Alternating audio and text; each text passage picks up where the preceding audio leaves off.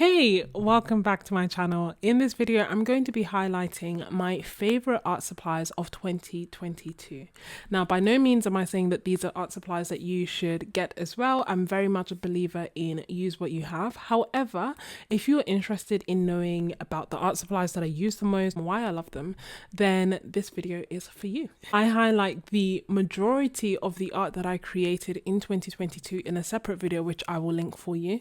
And a lot of these art supplies will have been used, reviewed, or mentioned in quite a few videos. So as and when they arise, I will let you know. I will link them for you. I will link everything down below in the description as well in terms of the actual materials that I'm going to be referencing. So be sure to check the description. I made a video where I highlighted all the art supplies that had the biggest impact on me and my art in 2021. And if you haven't seen that already, I will link it for you because the art materials that I mention in there are different to the ones that I mention in this video. I really love seeing other artists' favorite videos, and that is part of the reason that I was inspired to create this one. But I do tend to struggle to pick favorites because I love so many different art supplies, and because, as you will see, it changes drastically if you check my video from last year. So what I tend to do is take like a retrospective approach, and what I mean by that is that I look back on the past year and see the art supplies that I used the most, that I reached for the most, that I created the most art with, and that I enjoyed. And that is why I created a whole separate video highlighting the art that I created in 2022, and from there I was able to decipher, or to better remind myself, which art supplies I used the most, which art supplies I enjoyed the most, and ultimately which art supplies had the biggest impact on my art in the past year, and thus which ones I am calling my favorites. Let's get started. So perhaps unsurprisingly, this has to be on my list, and this is my Stay Wet palette, which is full of Winsor & Newton designer gouache. And I have loved this palette, and a big reason why I have loved this palette is just because it decreased the barrier to entry when it came to creating art for me. So I had gouache, Winsor & Newton gouache in particular, for over a year. Kind of felt like I was never in the mood to bring out all those tubes and put them one by one onto the palette and try and figure out what I'm going to create and what colors I'm going to use and yada yada yada. Like, I found that whole process quite arduous, and as a result it just meant that I didn't create as much. And then when I saw this palette on Creating Cute Art's channel, which I will link down below for you, I just instantly knew that this was what I was looking for, and this was what was going to help me get over that roadblock, and it actually did.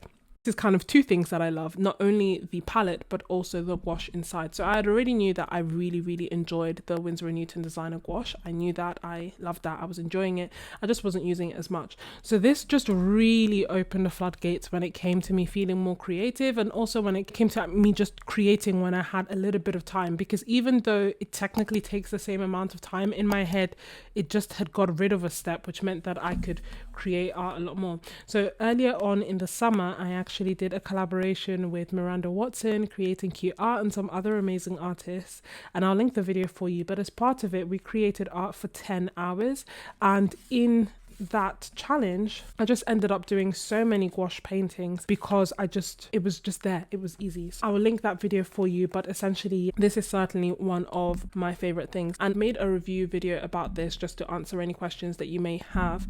In terms of anything since I have used it, there have been quite a few times where I have let it dry. So for example, now the paint in here is dry, and that's just because I knew that I wouldn't be using it for a period of time, because right now I'm really feeling watercolors, which I will touch on in a second, and I didn't want to risk it getting moldy or going off. So I actually just left it open for a little while, let it dry, close it, and then when I want to use it again, I'll just spritz it with water, reactivate it, and it will literally be good as new. I have done this on and off quite a few times throughout the year and haven't had any issues with it. Everything else has kind of dried out for that reason, so don't hold it against the palette. It was definitely me doing it intentionally. But I also sometimes do that if I am traveling, and say for example I don't have like liquid allowance to be able to carry this as a liquid, then I will let it dry out and then I will reactivate it on the other side. So I'll link a video where I talk about all the little tricks that I do when I'm traveling as well, just in case you've got a trip coming up or you're interested. But yeah, I love this palette. I'm very grateful to Creating Cute Art for introducing me to this palette. If you're enjoying the video so far, then don't forget to hit the like button, as it makes a massive difference to my channel. But not only that, the encouragement is very much appreciated when I am editing. And if you want to see more content like this or more videos from me, then definitely consider hitting the subscribe button and the notification bell so that you don't miss any future videos. With no further ado, let's continue. Then next, and this won't be a surprise to many of you, we have watercolors. And when it comes to watercolors, I just have to highlight this, and this is Roman Szmal. This is a swatch card that I keep inside my Roman Szmal palette, and it's the 17 colors that I had selected. And that's what I have been using so much this year. If you have come to any of my live streams this past year and I have been painting with watercolors, then more times than not I was painting with Roman Szmal, and it's for a number of reasons. One, they are just excellent quality, which I didn't fully appreciate when I started off, and then I started using it and I was like, whoa, the quality is so good. The quality is so good. So I kept reaching for it over and over again. And as a result, I just ended up creating a lot of art with this. I had such a good time using this. I kind of also fell in love with granulation through it, just because they have such beautiful granulating colors. In particular, the mineral violet is stunning, and I love the ocean blue. Like, these two colors for me are everything when it comes to granulation. But then just the whole palette for me is quite complete, and I created a separate video for my Ko-fi members highlighting why I picked these 17 colors, any colors that I would swap in, swap out in order to kind of complete it, because there is, I think, one color that I would add and then it would be completely complete. These have just been my go-to because of their beautiful colors, the beautiful quality, the granulation, and the price point. I've always been very open about the fact that I sometimes feel too precious about certain art supplies, and I felt like the price was so good that I could use it freely. And then when I started using other professional grade watercolors as well, I could fully appreciate that despite the price, these were also excellent quality. So I just kept using them and haven't really looked back since. And these are just some of the paintings that I have created with them. This is the most recent series that I did, and I actually made a video in which I was painting this and just addressing why I did so many paintings in one go. Give credit where credit is due. The paints are professional grade paints and the price is a lot lower. They tend to come in full pans, although they've recently stated that they're actually going to create 100 half pans. But this is my palette. So I just bought an empty Miden palette and put it in here, and as you can see, it is very well used. So the colors that are pretty much almost gone / going are quinacridone gold hue, permanent alizarin crimson, ultramarine intense, mineral violet, Payne's grey, hooker's green, and these three have a dent as well, but not like a massive dent, and that's because I reserved them for special occasions. On top of that, as if all of that wasn't amazing enough, they have since then sent me their entire range of watercolors, which I still cannot believe. I was almost like, what? This is incredible. Like, this is I am still speechless. As you can see, they are still pristine. And this is 1, 2 of 3 palettes. There is another entire 4 palette full of watercolors as well. They just won't fit on the screen. And I am so excited to try it all out. I'm excited to swatch it. I'm excited to answer questions. I'm excited to experiment with different colors. I am just excited about this whole thing. And full disclaimer, all the live streams and all the videos that I created kind of talking about them, I did long before we even spoke and long before I knew that they would do this. Like, when I say that I was shocked and blown away, believe me, I still cannot believe it. Next, still sticking with watercolors, and this I was reminded of when I went through majority of the art that I've created in 2022, and this was actually my little travel palette that I was taking with me to Venice, that I took to Napoli, that I took to Malta.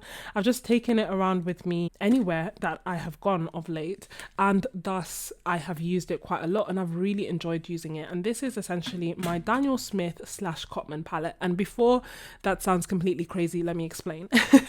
I initially created this as a Daniel Smith palette and included some of my favorite Daniel Smith colors. So I had like New Gamboge, Hansa Yellow, Sap Green, Payne's Grey, Phthalo Blue, Quinacridone Rose, Pyro Scarlet, Burnt Sienna, Aussie Red Gold, Cobalt Teal Blue, Green Apatite, Genuine, Cascade Green, Rose of Ultramarine, Lunar Blue, and Indigo. So the majority of the colors are actually Daniel Smith, and I've created two separate videos actually. The first one is when I initially made this Daniel Smith palette, and the second one is when I was going on holiday and kind of my thought process behind my color choices for this palette and its expansion. But then the reason that this then expanded is that when I was going on holiday, I didn't want to necessarily feel like I could only use these expensive watercolors. I knew that if I only carried my Daniel Smith watercolors, then I would not use them. So my compromise for that was to add some of my favorite student grade watercolors from the Winsor & Newton Cotman range. So I had Permanent Rose,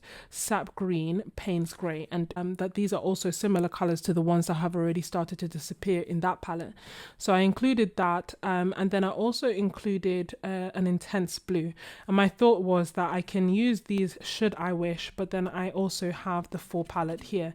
And it worked quite nicely because it almost like, again, reduced the barrier to entry. It reduced that kind of fear that I would have that I would waste paint, because I knew that I had student grade paints that I could use as well. Naturally, what ended up happening is that I would just use whatever colors I was drawn to. And for the most part, that was actually Daniel Smith watercolors, which I guess is unsurprising.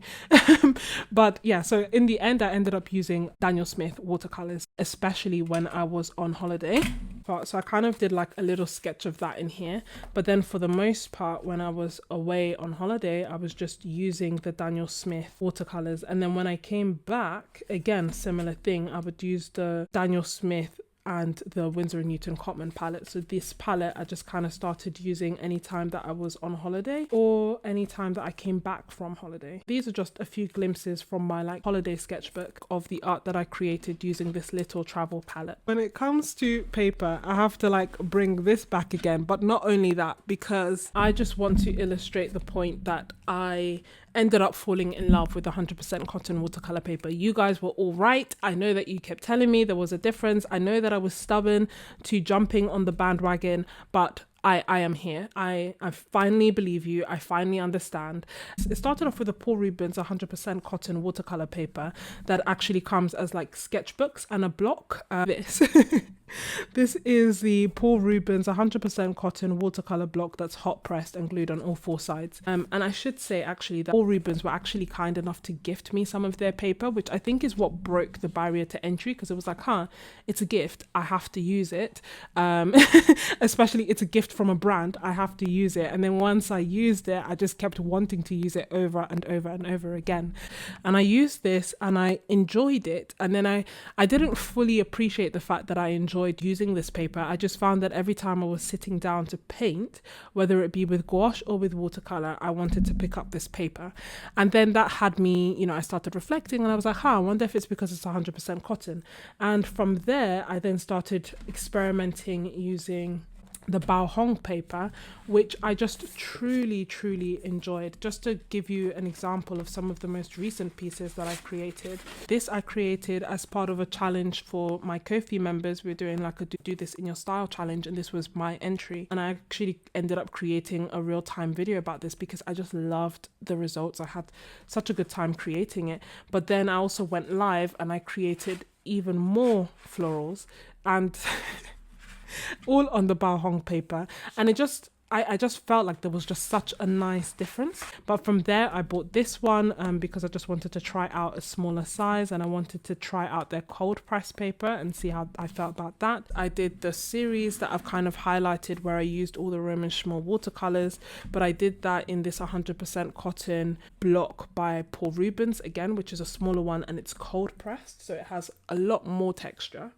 And then St. Cuthbert's Mill, which make the Saunders Waterford 100% cotton watercolor paper, also sent me this as a gift, which was super sweet. And as a result, like on the latest live stream, to give you an example, ended up creating this. I do feel like your art style will also determine how big an impact 100% cotton watercolor paper will have on you, whether you need it at all, how is it better, what are the clear differences.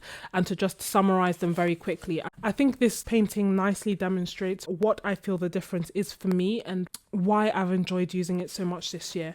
And as you know, I love creating florals, and I kind of felt like because my florals don't have multiple layers, it doesn't make that much of a difference if I'm using cellulose paper or if I'm using 100% cotton paper, because for the most part, cotton can really shine with the fact that you can do multiple layers on it and just the effects that you can get on it. However, I feel like this clearly demonstrates the difference, because the paint is the same in these two paintings. Both of them are using Roman Szmal watercolors. I love the colors in both of them, and honest to God, when I did this first painting, I was very happy with it. I knew that there were some hard edges, so I didn't think it was like perfect, but it was okay. Like, I loved the colors in it. I loved the composition. I loved the roses in it, and I kind of felt like this is really nice. I don't know what possessed me. I think it was a live stream, to then bring out the Bauhong 100% cotton watercolor paper and try and do a similar composition using similar colors and see the effects. And for me, the clear difference is the blending. Like, this wasn't even intentional, but in terms of the lack of blooms that I was getting, the soft transitions, like this right here is like everything I wanted in life. Like, it was just, you know, going from dark to light, the soft edges, how beautiful the colors looked. I just kind of felt like there was such a clear difference. There was a clear difference, and it's not just a question of the final results, but also the effort that went into it. Because with this, I was fighting, trying to prevent blooms from happening. I was fighting to try and get nice transitions, where with this, I was like a little bit lazy. I'm not going to lie. I was just putting it to see what would happen, and the results just, you know, were wonderful. This is the best way that I can kind of describe it. And then when it came to landscapes and when it came to any piece where I wanted layering, it worked even better. So I think it depends on how you use the watercolor. I don't think that 100% cotton is necessarily going to be for everyone, and I am still going to use cellulose at times, but I am definitely a bit more mindful of the paper that I am buying, and I think that I am slowly going to transition to buying 100% cotton watercolor paper when I can. So although I feel like very much a newbie when it comes to the 100% cotton watercolor paper game, as a whole, I really enjoyed using them.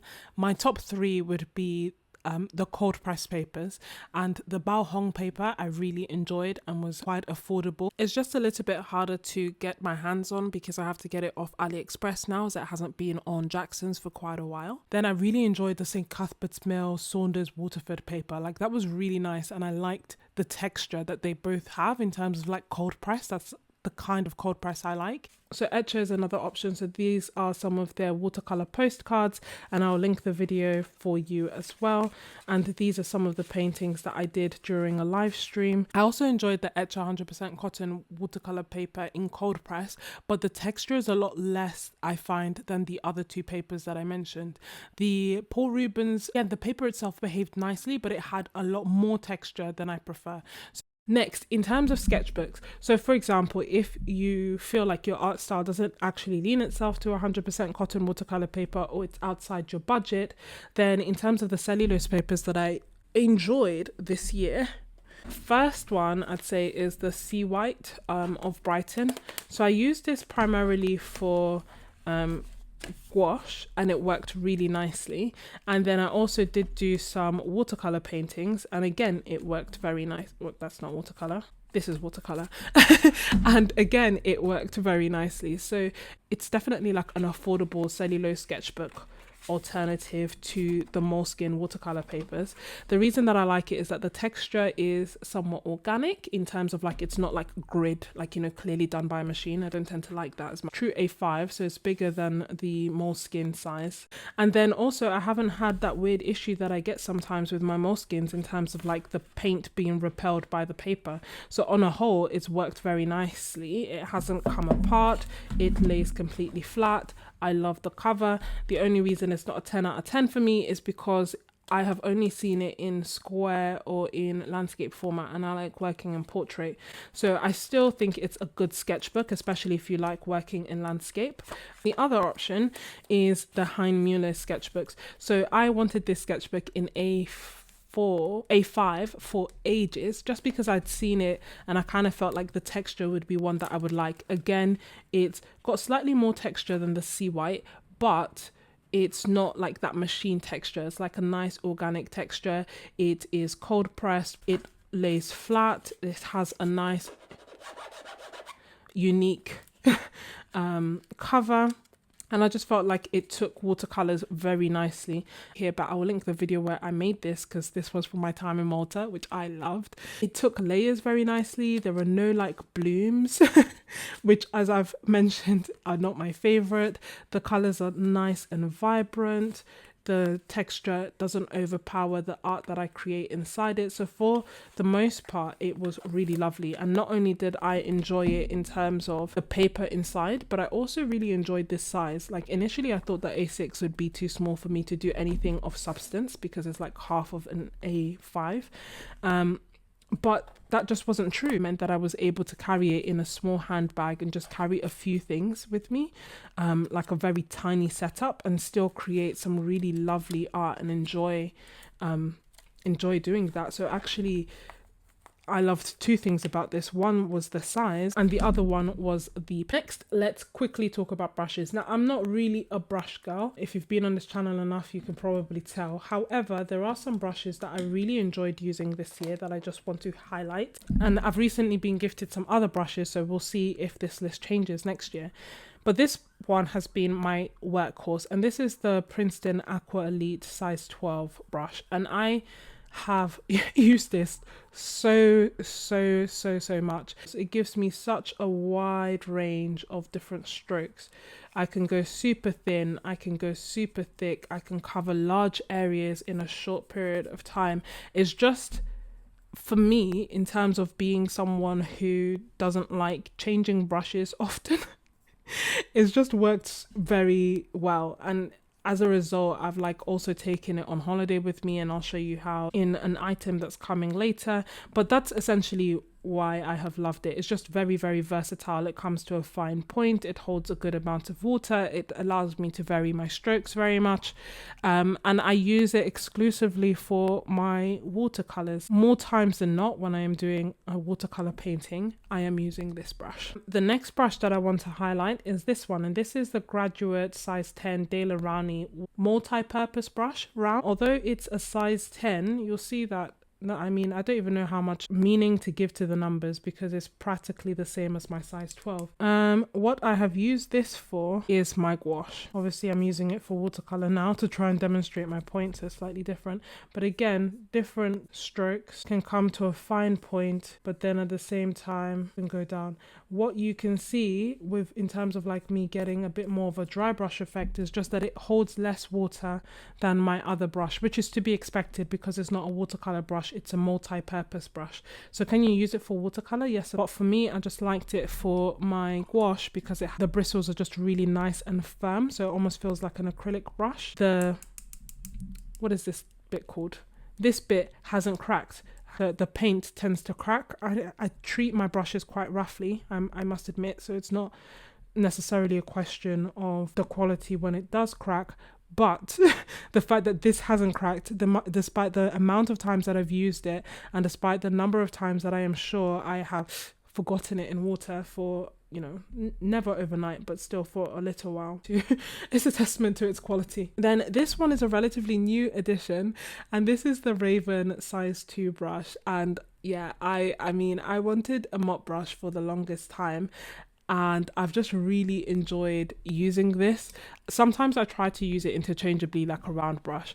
I have quickly discovered it is not the same as a round brush. Like, it holds so much water, so much water. I still get that luxury of being able to do different strokes, but it's definitely like harder to do thinner strokes.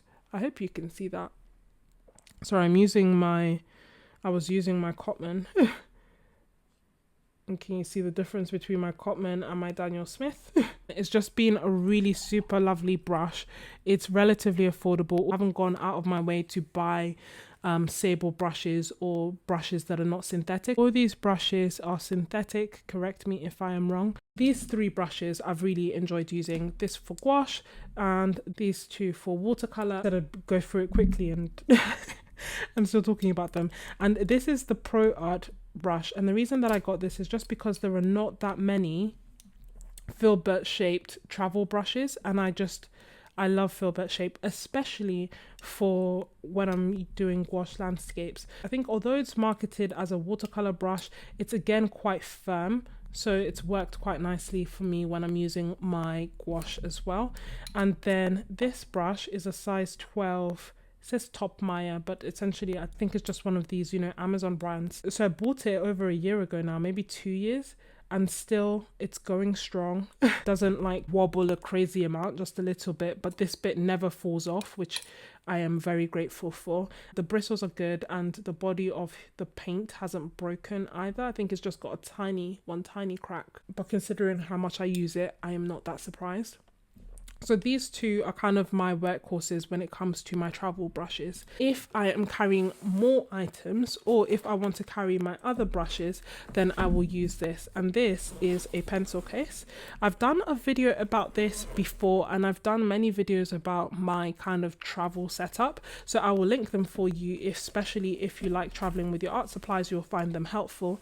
And I'll link this down below for you. But essentially it depends on where I'm going and what I'm going to carry. I will at the very least take these two with me. What I tend to do is have the bristles flat against here, and then leave any excess towards the top, and then close as much as I can and leave a little bit of a gap, and it's been fine. Nothing has fallen out, and as a result it means that I can carry my brushes and still keep the bristles relatively safe. Obviously not as safe as this, but yeah, this is my bigger setup.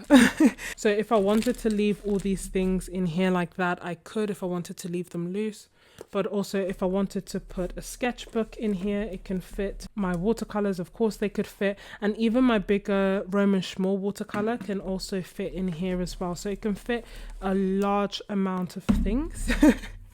Which isn't necessarily always a good thing, because you don't need to always carry so much. But I am a heavy packer, so limiting myself to this for my art supplies has been a good strategy. And if I'm carrying less, I will just put it in an even smaller pencil case. So this is the Graphgear 1000 pencil, mechanical pencil, and I have used an array of different pencils. In fact, I quite often would go to Poundland, buy a pack of 10 mechanical pencils for £1 and use them, and then go again and buy them and use them. And if that's what you want to do, there's certainly nothing wrong with doing that, especially if you tend to lose your pencils quite a lot. But for me, I kept breaking them, like breaking them or crushing them, and this has just been such a nice alternative to that. So this is made by Pentel. It has a HB pencil in it, but you can get it in a number of different lead sizes, and you can also change the lead that you have inside. It has a rubber that you can use, and this mechanism here means that if you watch here, you can do that, and then it turns into a blunt end. So rather than it poking holes in everything that you own, you're able to protect it that way.